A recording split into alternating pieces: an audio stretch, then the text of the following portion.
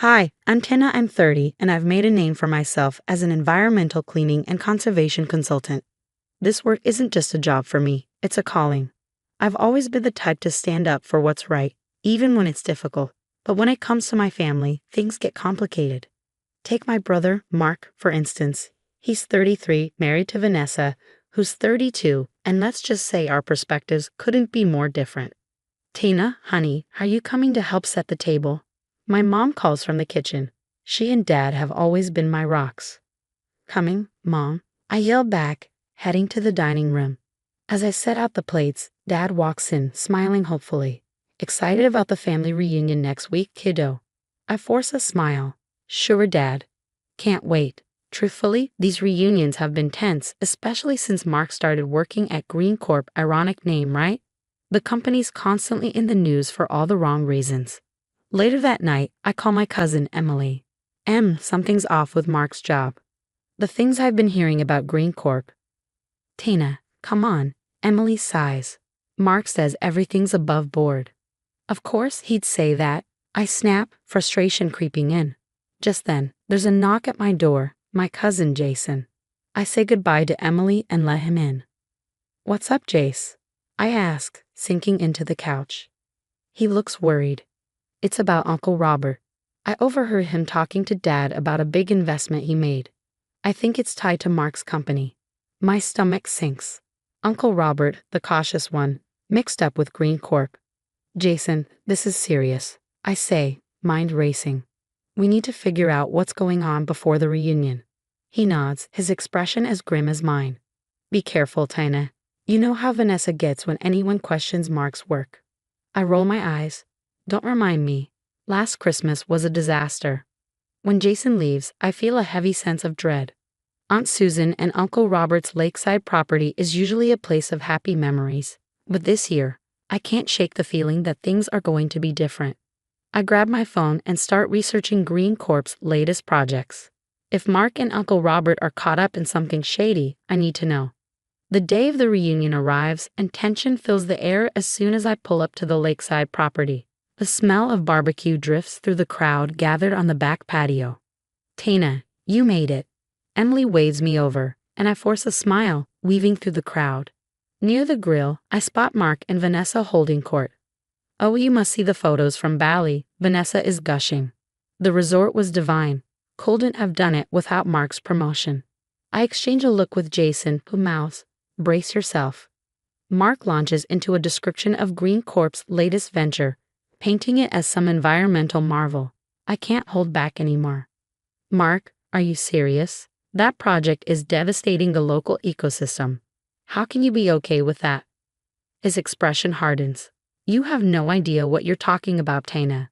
We have top scientists. Scientists paid to say what the company wants, I cut in. I've seen independent reports, Mark. It's bad. He leans in, voice low. You always do this.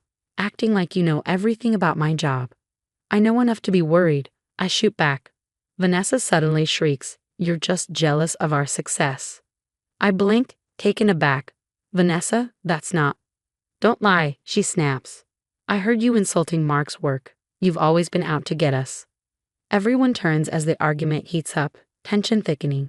Uncle Robert steps in, trying to calm everyone down. Now let's all take a deep breath. But Vanessa wasn't done. You think you're so much better than us with your precious consulting job. Well, guess what? Nobody cares about your tree-hugging nonsense. The entire family was watching now, the air thick with tension. My parents looked mortified, while Aunt Susan tried unsuccessfully to pull Vanessa away. Vanessa, you're drunk, I said firmly. This isn't the time or place. Then, out of nowhere, it happened. We lined up for the annual family photo, the lake glimmering in the background. I stood at the edge of the group, close to the pool. Just as Uncle Robert raised the camera, I felt a hard shove from behind. The world tilted, and before I could react, I was airborne. There was a split second of shock before I hit the cold water with a loud splash. I surfaced, sputtering, to see Vanessa standing at the edge of the pool, a triumphant smirk on her face. The rest of the family stood frozen in shock. That's what you get for insulting my husband, you stuck-up witch, Vanessa crowed. Humiliation burned through me as I treaded water. my clothes clinging to me. The silence was deafening until finally, Dad rushed over. "Tina, honey, are you okay?" I didn't answer. Instead, I swam to the ladder, pulled myself out, and walked past my stunned family, grabbing my purse and heading for my car. "Tina, wait." I heard Emily call out, but I didn't stop. I got in my car, soaked and shivering, and drove away from the lake house, my hands trembling on the steering wheel. In the weeks following the disastrous reunion, I buried myself in work. My phone buzzed constantly with messages from Mom, Dad, and Emily, but I ignored them. I couldn't deal with the family drama right now. "Tina, you've been staring at that report for an hour." Mike's voice pulled me from my thoughts. I looked up at my colleague and friend, sighing. "It's complicated, Mike, family stuff." Mike pulled up a chair. "Does this have anything to do with your brother's company? You've been researching Green Corp nonstop." "You caught me," I admitted. "Something's not right there, Mike. I can feel it." He leaned in, lowering his voice. I have some contacts in environmental regulation. If you want to dig deeper, I can help."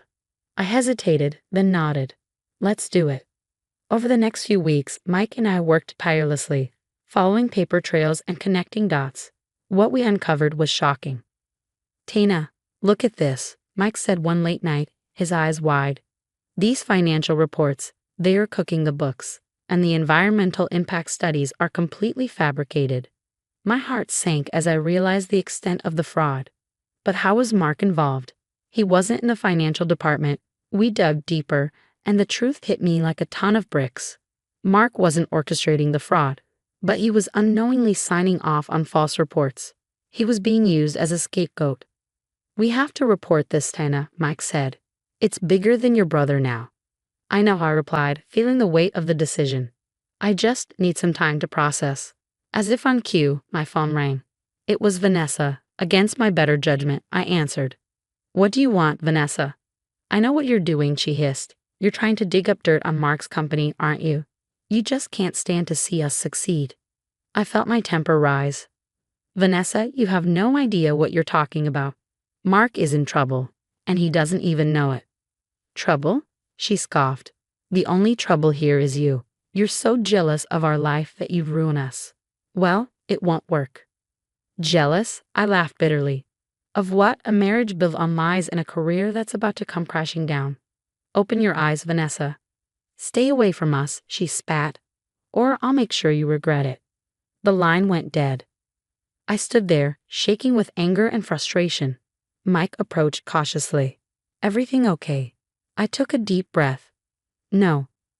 "Mike, we need to compile all this evidence," I said, determination hardening my voice.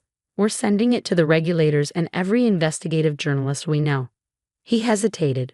"Are you sure? This could have serious consequences for your brother." I nodded firmly. "I'm sure. It's time for the truth to come out." That night, I sat at my computer, my heart pounding as I prepared to send the anonymous tip. My finger hovered over the send button. "I'm sorry, Mark," I whispered and clicked send. The news broke like a tsunami. The Green Corp scandal was everywhere. TV, newspapers, social media. I watched from a distance as the company I fought so hard to expose crumbled under the weight of its own corruption. My phone rang. It was Emily. "Tina, have you seen the news?